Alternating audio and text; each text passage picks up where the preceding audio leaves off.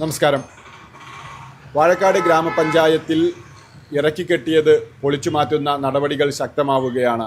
ഇത്തരം പ്രവർത്തികളുമായി മുന്നോട്ട് പോകുമ്പോൾ ഏറ്റവും കൂടുതൽ പ്രയാസപ്പെടുന്നതും ഇവിടുത്തെ വ്യാപാരികളാണ്. ആ വ്യാപാരികൾക്ക് എന്ത് പറയാനുണ്ട് എന്നറിയുന്നതിന് വേണ്ടിയാണ് എടവണ്ണപ്പാറ വ്യാപാരി വ്യവസായി ഏകോപന സമിതിയുടെ ഭാരവാഹികളോട് ഇന്ന് സംവദിക്കുന്നത്. മഴയും വെയിലും കൊള്ളാതിരിക്കാൻ സൗകര്യമൊരുക്കണമെന്നും സമയം വേണമെന്നുമുള്ള ആവശ്യമാണ് ഇവർ ഉന്നയിച്ചുകൊണ്ടിരിക്കുന്നത്. നമ്മോടൊപ്പം ചേരുന്നത് വ്യാപാരി വ്യവസായി ഏകോപന സമിതി എടവണ്ണപ്പാറ യൂണിറ്റ് ജനറൽ സെക്രട്ടറി കൂടിയായിട്ടുള്ള മുൻഷാദ്, അതോടൊപ്പം തന്നെ വർക്കിംഗ് പ്രസിഡന്റ് അഷ്റഫ്, മുൻ മെമ്പറും വ്യാപാരി വ്യവസായി അംഗവുമായിട്ടുള്ള റഷീദ് ആണ് ഇപ്പോൾ നമ്മളോട് ഒപ്പം പ്രതികരിക്കുന്നത്. എന്താണ് ഇപ്പോഴത്തെ ഒരു സിറ്റുവേഷൻ? ഇപ്പോൾ പഞ്ചായത്ത് പറഞ്ഞ അടിസ്ഥാനത്തിൽ എടവണ്ണപ്പാറയിലെ മുഴുവൻ മെമ്പർമാരും വളരെ തകൃതിയോടെ ആ കാര്യങ്ങൾ ഏറ്റെടുത്ത് മുന്നോട്ട് കൊണ്ടുപോയിരിക്കുകയാണ്. ഇപ്പോൾ കയറ്റി വെക്കുന്നതും ഈ പൊളികളായാലും ഈ സമയത്താണ് നമ്മളെ മെമ്പർമാരിൽ പലരും ബുദ്ധിമുട്ട് അനുഭവിക്കുന്നത്. ഈ ഷീറ്റടക്കം എടുത്തു മാറ്റി കടൻ്റെ ഉള്ളിലേക്ക് മഴ പെയ്താൽ വെള്ളം കയറുന്ന അവസ്ഥ. അപ്പോൾ ഈ ബുദ്ധിമുട്ട് കണ്ടപ്പോൾ സംഘടന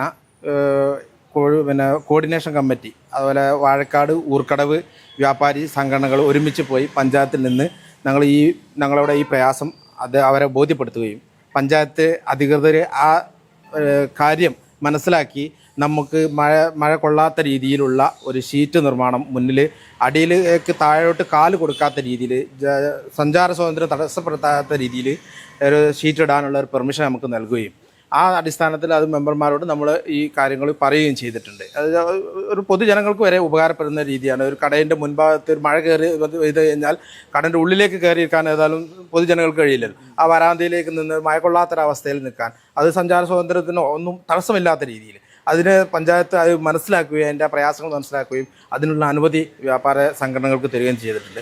പിന്നെ അവർ വീണ്ടും ആവർത്തിച്ച് നമ്മളോട് പറഞ്ഞത് കെട്ടിയ രീതിയിൽ അതിൽ ഇറക്കി വെച്ച രീതിയിലുള്ള കച്ചവടം അനുവദിക്കില്ല എന്ന് പഞ്ചായത്ത് വീണ്ടും ആവർത്തിച്ചിട്ടുണ്ട്. അത് നമ്മളും സംഘടന അതിനെ സ്വാഗതം ചെയ്യുകയാണ്. അങ്ങനെ കെട്ടിയ ഒരു രീതിയിൽ, ഒരു സഞ്ചാര സ്വാതന്ത്ര്യം തടസ്സപ്പെടുത്തുന്ന രീതിയിൽ, പൊതുജനങ്ങളെ ശല്യപ്പെടുത്തുന്ന രീതിയിൽ ഒരു കച്ചവടം ചെയ്യാൻ കച്ചവടക്കാരും ആഗ്രഹിക്കുന്നില്ല.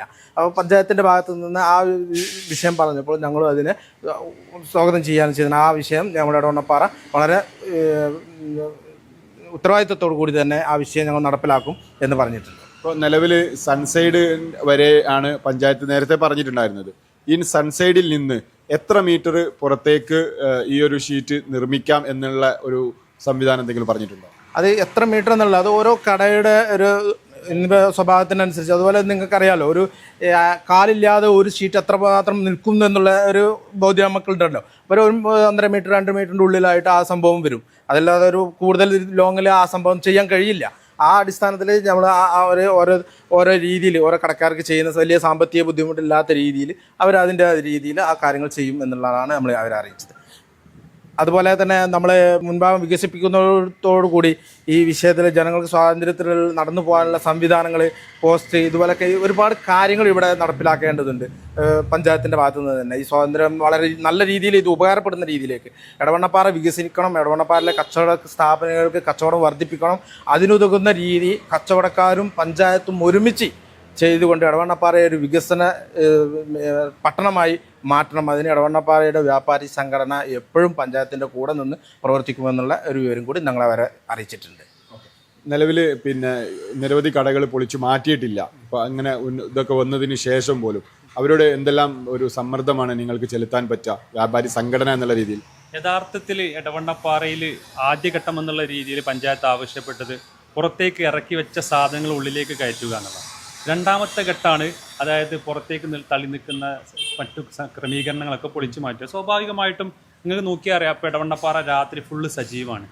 എന്നിട്ടും എടവണ്ണപ്പാറയിലെ ഈ പൊളി പൂർണ്ണമായിട്ടില്ല. അപ്പോൾ ഇത് കുറച്ച് സമയം എടുക്കുന്ന ഒരു ലോങ് ടേം പ്രോസസ്സാണ്. ആ ഒരു ലോങ് ടേം പ്രോസസ്സ് എന്നുള്ള നിലയ്ക്ക് നിങ്ങൾ 20-ാം തീയതി സമയം ചോദിച്ചത്, അത്ര സമയം കണ്ടുകൊണ്ടാണ് നിങ്ങൾ 20-ാം തീയതി സമയം ചോദിച്ചിരുന്നത്. നിങ്ങൾ ശ്രദ്ധിച്ചോ എന്നറിയില്ല, അന്ന് ഞങ്ങൾ മീറ്റിങ്ങിൽ വെച്ച് 1 മാസമാണ് ചോദിച്ചത്. അന്ന് പിന്നെ ചടങ്ങിൽ വെച്ചിട്ട് ആ പ്രതിഷേധത്തിൽ വെച്ച് നമ്മൾ ആവശ്യപ്പെട്ടത് 1 മാസമാണ്. പക്ഷേ അന്ന് അവിടെ തീരുമാനമായത് 10 ദിവസമാണ്. പക്ഷേ ഈ 10 ദിവസം പോരായാണ്. കാരണം ഇപ്പോഴത്തെ കാലാവസ്ഥ, ഈ പൊളിക്കുന്ന സമയത്ത് മഴവെള്ളം ഉള്ളിലേക്ക് കയറുക, പണിക്കാരെ കിട്ടാത്ത വിഷയം. ഇപ്പോൾ എടവണ്ണപ്പാറയിൽ ഇപ്പം സൗണ്ടുകൾ കേൾക്കുന്നുണ്ടാവും. എണ്ണപ്പാറയിൽ ഇപ്പോഴും പണി നടന്നുകൊണ്ടിരിക്കുകയാണ്. അപ്പോൾ ഇത് ഒരു ലോങ് ടേം പ്രോസസ്സാണ്. ഇതിന് മതിയായ സാവകാശം ആവശ്യമാണ്. ഇപ്പോൾ ഇന്നലെ നടന്ന ഈ കോർഡിനേഷൻ, അതായത് ഊർക്കടവ്, എടവണ്ണപ്പാറ, വാഴക്കാട് വ്യാപാരി വ്യവസായി പ്രതിനിധികൾ ചേർന്ന് കോർഡിനേഷനിൽ ഞങ്ങൾ പഞ്ചായത്തിനോട് അങ്ങോട്ട് ആവശ്യപ്പെട്ടത് ഇതിന് സമയം ഇനിയും ആവശ്യമുണ്ട്. അപ്പം ആ ഒരു സാവകാശം, മതിയായ സാവകാശം നൽകാൻ പഞ്ചായത്ത് തയ്യാറാവണമെന്നുള്ളൊരു അഭിപ്രായം കൂടി നമ്മൾ ഇന്നത്തെ യോഗത്തിൽ. നിലവിലിപ്പോൾ വാഴക്കാട് റോഡിൽ മാത്രമാണ് ഒരു സജീവമായ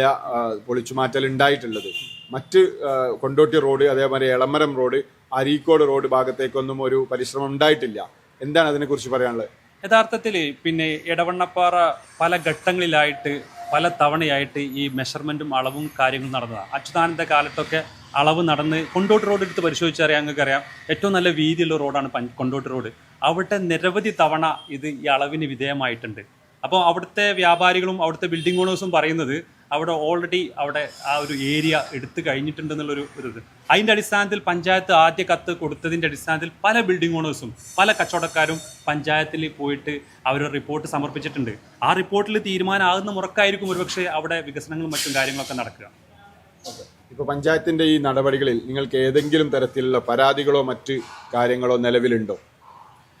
തീർച്ചയായിട്ടും നിയമം പാലിക്കാൻ എല്ലാ വ്യാപാരികളും ബാധ്യസ്ഥരാണ്. നിയമത്തിൻ്റെ ആ ഒരു സ്റ്റാൻഡിൽ നിന്നുകൊണ്ടാണ് പഞ്ചായത്ത് ഈ കാര്യങ്ങൾ ചെയ്യുന്നു. അതുകൊണ്ടാണ് സർവകക്ഷി യോഗത്തിൽ നമ്മൾ സർവാത്മന ആ ഒരു തീരുമാനത്തെ നമ്മൾ അംഗീകരിക്കുക ചെയ്ത്. പക്ഷേ ഇത് ഇംപ്ലിമെൻറ്റ് ചെയ്യുന്ന സമയത്ത് വ്യാപാരികൾ ഒരുപാട് പ്രശ്നങ്ങൾ നേരിടുന്നുണ്ട്. ആ പ്രശ്നങ്ങൾ മനസ്സിലാക്കാൻ പഞ്ചായത്ത് അധികൃതർ തയ്യാറാവണം.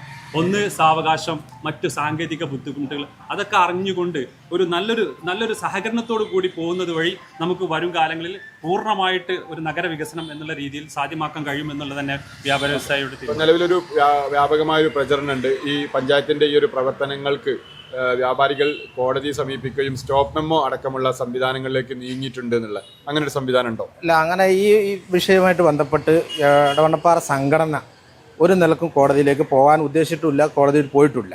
ഇത് നമ്മളെ വ്യാപാരികൾക്ക് ബോധ്യമുള്ള കാര്യങ്ങളെ ഇപ്പോൾ അവർ പറഞ്ഞിട്ടുള്ളൂ. അതിൽ നിന്ന് കടന്നു പറയുമ്പോഴാണ് നമ്മൾ അതിലേക്ക് പോകേണ്ടത്. പിന്നെ ചില ബിൽഡിങ്ങുകാർക്ക് അവരെ പിന്നെ നിർമ്മാണവുമായിട്ട് ബന്ധപ്പെട്ട് ബിൽഡിങ്ങുകാർക്കുള്ള പ്രയാസങ്ങൾ അത് അവരെ ബോധ്യപ്പെടുത്താൻ പഞ്ചായത്തിൻ്റെ അധികാരത്തിൽപ്പെട്ടതാണ്. അത് അവർ ബോധ്യപ്പെടുത്തുമെന്ന് അതിന് ടൈമും കൊടുത്തിട്ടുണ്ട്. അത് അവർ ബോധ്യപ്പെടുത്തുമെന്ന് അവർ പറഞ്ഞതുമാണ്. അതിന് ശേഷമേ ഈ പിന്നെ പ്രക്രിയയിലേക്ക് അവർ പോവുകയുള്ളൂ. ഇപ്പോൾ വാഴക്കാട് റോഡിനെ, കൊണ്ടോട്ട് റോഡിനെ സംബന്ധിച്ചാലും എളമർ റോഡ്, ഈ റോഡുകളൊക്കെ വളരെ പഴയ ബിൽഡിങ്ങുകളാണ് ഈ എളമർ റോഡിലൊക്കെ ഉള്ളത്. വളരെ നമ്മളെ കാഴ്ചപ്പാടിൽ അതൊരു കയ്യേറ്റമായിട്ടോ അല്ലെങ്കിൽ ഇറക്കിക്കട്ടലായിട്ടൊക്കെ തോന്നുന്നുണ്ട്. പക്ഷേ യാഥാർത്ഥ്യത്തിൽ അവിടെ ഇല്ല, കയ്യേറ്റമല്ല. അപ്പൊ കയ്യേറ്റത്തെ കുറിച്ച് തുടക്കം മുതൽക്ക് പറഞ്ഞിരുന്ന ഇന്നലെ പഞ്ചായത്ത് തന്നെ കയ്യേറ്റത്തിന്റെ വാക്കുകളെ മറിച്ചിട്ടുണ്ട്.